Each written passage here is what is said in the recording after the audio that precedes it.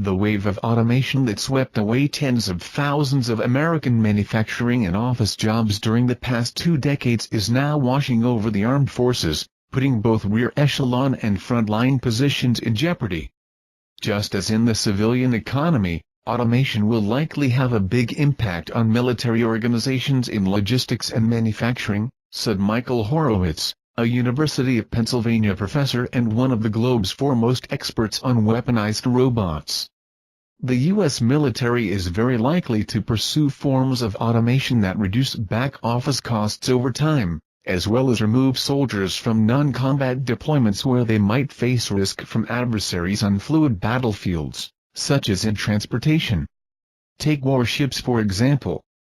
They're increasingly designed to reduce the number of sailors required for operations. The highly automated guided missile destroyer Zumwalt, that arrived in San Diego in December carries 147 sailors, half the crew that runs similar warships, and deploys up to 3 drone scout helicopters to find targets, map terrain and sniff out bad weather.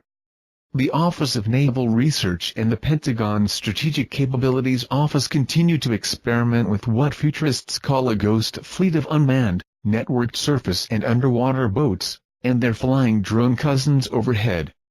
Tomorrow's sailors could begin to encounter what scores of bookkeepers, cashiers, telephone operators and automotive assembly line workers already faced in the past 2 decades as increasingly fast and cheap software and automated machinery replaced some of their tasks in factories and offices. And that trend isn't diminishing.